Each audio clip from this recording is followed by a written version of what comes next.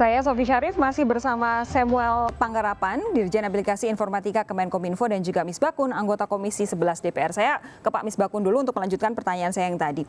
Kalau saya adalah konsumen di abad ke-21 ini, kemudian tidak mungkin tidak menggunakan layanan-layanan masa kini, seperti misalkan aplikasi daring. Saya akan menyerahkan data saya, ini secara aware begitu, secara paham saya akan menyerahkan gitu. Karena tidak mungkin tidak, kalau saya tidak serahkan, saya tidak bisa menggunakan jasa ini. Dan saya tidak mungkin tidak menggunakan jasa ini. Nah, yang saya harapkan tentu saja adalah bahwa ketika saya aware memberikan data ini untuk menggunakan satu jasa dan layanan tertentu, saya pasti berharap bahwa pemerintah atau instrumen kepemerintahan atau instrumen hukum bisa melindungi saya yang terpaksa menyerahkan data ini supaya si aplikasi daring ini tidak kemudian menyalahgunakan data saya bahkan membocorkan sekalipun. Gini, sebagai konsumen itu dilindungi di undang-undang. Peraturan Bank Indonesia mengatur tentang itu. POJK, Peraturan Otoritas Jasa Keuangan juga mengatur soal itu. Bahkan 2 di OJK yang berkaitan dengan fintech pun itu diatur lebih detail lagi. Karena perlindungan konsumen yang sebelumnya itu terhadap nasabah yang sifatnya umum, kemudian ada perkembangan teknologi itu menyangkut fintech, itu juga dilindungi. Saya ingin menyampaikan hal yang paling utama. Kalau di Undang-Undang Perbankan yang dilindungi itu adalah datanya nasabah, konsumen dengan nasabah, konsumennya. Nah, tidak tentang datanya. Data itu kan adalah sebuah subjek sendiri. Oke, jadi kalau Anda mau bilang bahwa jadi nasabah, Anda aja juga sebagai subjek. Oke. Nah, yang kemudian ingin diregulasi oleh pemerintah adalah melalui undang-undang yang baru ini. Rencananya dengan undang-undang baru itu adalah data sebagai subjek utamanya. Kemanapun data itu lari, dia akan dilindungi. Dan kewajiban siapapun yang menggunakan data ini adalah melindungi pemilik ini sebagai as an data. Sebagai sebuah data. Lah, yang di dalam Undang-Undang Perbankan itu adalah nasabahnya dengan segala bentuk informasi yang berkaitan dengan nasabah. Itu, misalnya seorang nasabah A mempunyai kartu kredit ini, kemudian rumahnya di mana, datanya ini, seringkali kita kemudian yang menjadi masalah adalah seringkali konglomerasi di bidang keuangan itu pemilik bank ini mempunyai bank, kemudian dia punya insurance. Kemudian datanya berbagi. Lah, yang seperti ini kan harus dilindungi.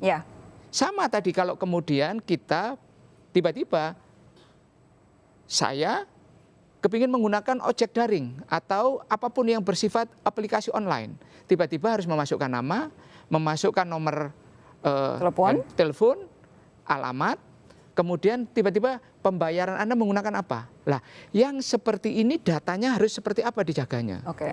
Kemudian masuk wilayah-wilayah yang regulasi perbankannya tidak bisa masuk sepenuhnya, terus menggunakan aturan apa? ITE juga tidak bisa masuk sebenarnya. Makanya harus ada aturan yang mengatur legislasi primer, datanya ini sebagai subjek harus dijaga dan dilindungi seperti apa. Baik, Pak Samuel, coba ceritakan kepada kami. Nanti kalau memang undang-undang ini jadi dibahas antara pemerintah dan juga DPR, semangatnya kemana, mau apa saja yang dilindungi, dan apa kemudian komitmennya terhadap masyarakat? Pertama, melindungi segenap bangsa Indonesia. Karena ini data kita bukan hanya seliweran di Indonesia, itu bisa seliweran ini, undang-undang ini ekstrateritorial. Itu bisa melindungi kemanapun dia pergi, dia akan dilindungi. Itu pertama, dengan melindungi masyarakatnya. Kedua, bahwa ini perlu yang namanya semua di era digital ini kita harus bertukar data kan. Nah, pada saat bertukar data itu kerahasiaannya dijaga. Karena pasti terjadi pertukaran data. Nah, ini kemanapun data itu harus dilindungi. Sebenarnya saat ini kita sudah punya aturan tapi tidak memadai. Makanya kita harus mempunyai segera undang-undang ini. Nah, undang ini sangat jelas mengaturnya. Siapa pemiliknya, siapa pengendalinya, terus bagaimana ini data itu dipertukarkan. Pada saat ada bocor, itu pun siapapun yang menemukan nggak boleh menggunakan. Karena menggunakan, saya nemu KTP di tengah jalan gitu, saya ambil, saya pakai daftar untuk kredit bank. Jangan SIM card aja. SIM card ya. Itu aja itu sudah kena pelanggaran itu 10 tahun. Karena menggunakan identitas orang lain untuk keperluannya dia. Itu kan pencurian data berarti. Nah, itu yang kita atur. Jadi supaya masyarakat ini merasa aman dalam era digital di mana datanya itu harus digunakan, harus dipertukarkan.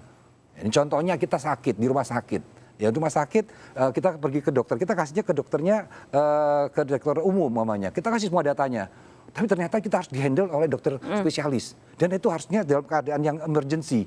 Tidak perlu lagi konsen. Nah itu juga diatur. Pada saat sampai nyawa seseorang itu terancam, konsen itu tidak diperlukan. Baik. Nah itu kayak gini. Tapi ada jadi semuanya tata yang diatur ada data governance-nya diatur. Tadi kan Anda bilang ekstrateritorial. Sementara Indonesia saat ini sudah banyak perusahaan-perusahaan aplikasi daring atau mungkin bahkan media sosial yang aslinya headquarter-nya ada di luar negeri. Uni Eropa terakhir beberapa waktu yang lalu sudah sempat galak ke Facebook sama Twitter. Kalau ini urusannya adalah untuk hate speech. Nah, bagaimana kemudian pemerintah apakah juga akan galak dengan penyedia aplikasi daring pasti. Dan juga sosial media yang dari luar negeri? Yes, kalau jadi datanya di sini dia boleh taruh.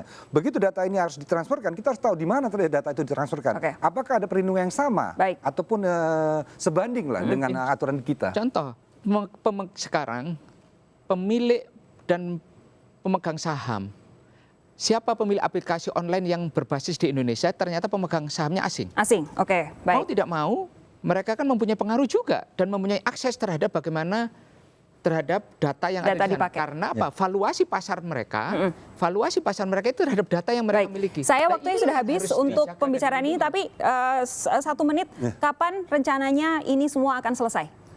Kemarin kita sudah dipanggil dengan Komisi 1 dan Komisi 1 sangat antusias, concern mengenai hal ini dan diharapkan sebelum pergantian bisa jelaskan tadi. Nah ini pergantian semuanya ingin mau sekarang. Diharapkan sebelum tanggal 30 selesai. Kita tadi pagi itu rapat sampai siang, itu salah satunya adalah konsentrasi kita untuk memastikan Ketua DPR dan Wakil Ketua DPR, Ketua Komisi 1 Pak Haris tadi dan semua pimpinan-pimpinan komisi memastikan bahwa kita ingin konsentrasi DPR ini menyelesaikan tunggakan-tunggakan dan keinginan pemerintah. Salah satunya ini sebelum periode ini selesai akan diselesaikan. Karena undang-undang itu biasanya dibahas di dalam pansus atau panja, setelah itu ada tim sinkronisasi dan tim perumus, terus kemudian pengesahan tahap pertama dan tahap kedua. Nah ini kan kemungkinan awal-awal September juga sudah selesai. Kita tunggu nanti September seperti apa, semoga sudah jadi semua untuk melindungi semua konsumen di Indonesia. Terima kasih Pak Misbakun, terima kasih Pak Samuel, itu tadi perbincangan kami dalam Sapa Indonesia Malam.